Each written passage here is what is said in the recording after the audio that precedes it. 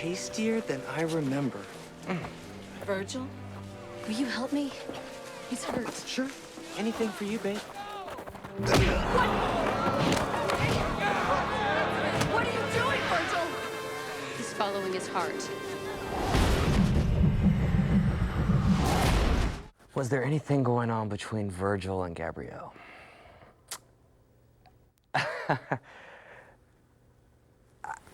You know, that's really weird because I think that Renee and I had actually spoke of that, and I think that it was brought up on set quite a few times as to where they were going with this relationship. And I think that it was almost a concern if they let that develop, that it might affect the fans, or they might not like the situation very much if there was a romantic, yeah, if there was something going on between Gabrielle and Virgil. So they wanted to imply it.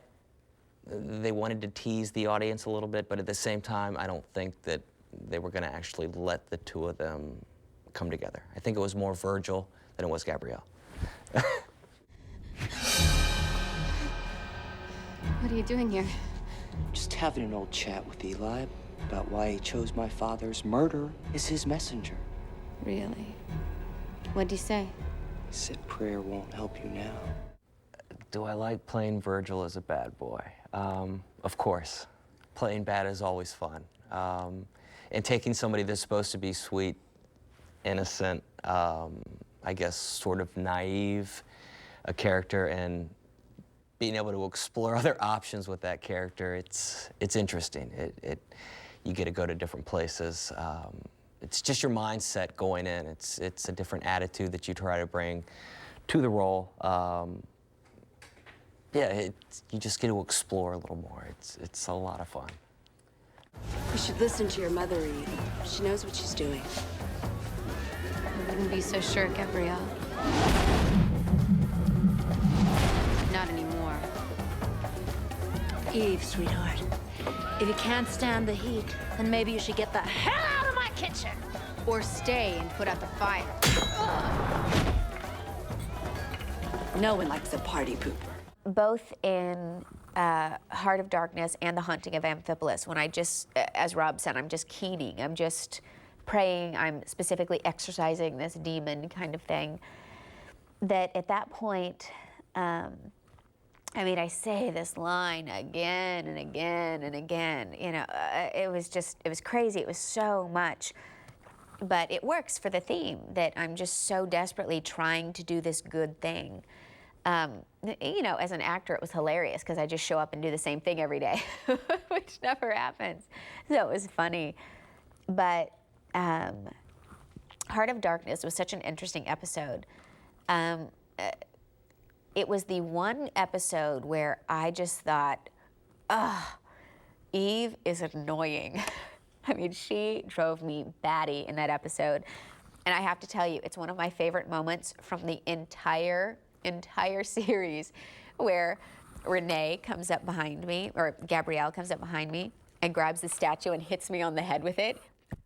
When I saw that, I laughed out loud. I thought that was hilarious because seriously, at that point, I wanted to hit me. I mean, it was horrible.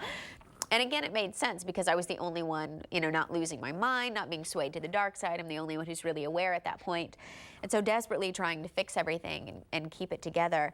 But oh gosh, that when she hit me, I really did laugh out loud. I think that was hilarious. And it was just great. It was again where, you know, Eve got to fight for a second, which was great. And that was also a beautiful fight just within the hall that they were in. I thought it was another just so well choreographed and just beautifully done.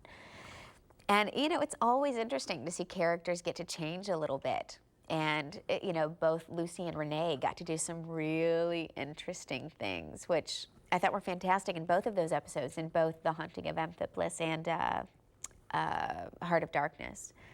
So I loved them. I've had enough. Perhaps, but it will help us bridge a gap more quickly since we last saw each other. You mean it would make me drunk? And this? No one understands my words better than you, Gabrielle.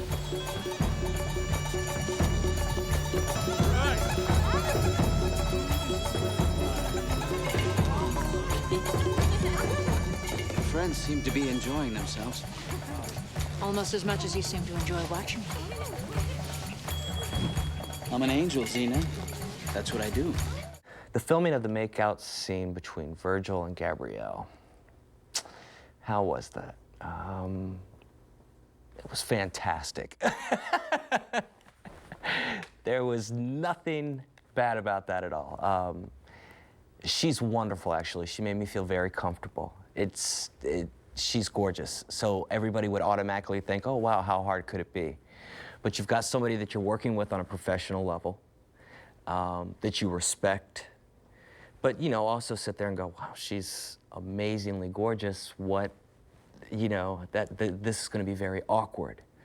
So strangely enough, my girlfriend slash now wife, girlfriend at the time, was on set that day because she wanted to see what it was going to be like, because she had seen, you know, the final product several times in the past, but she had never seen what it was like. And I was like, it's not what you think it is. It's not like they just throw the two of us on bed and go, okay, go at it.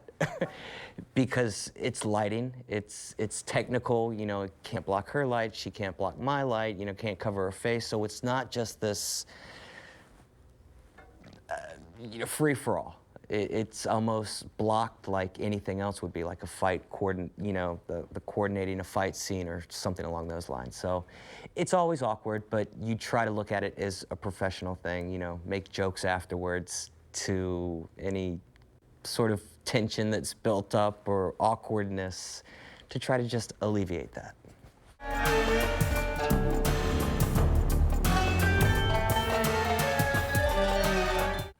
Do I remember if there was a kiss? Originally, it was scripted. But I think that Renee and I talked it out and, you know, thought that maybe it would be best if we didn't. Like I said earlier, that, you know, you can imply a lot, but you don't necessarily have to go there.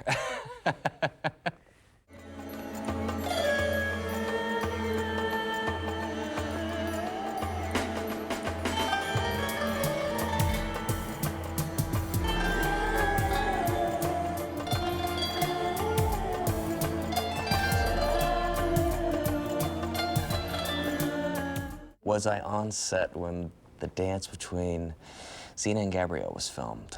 Yes. And it was an amazing dance to watch.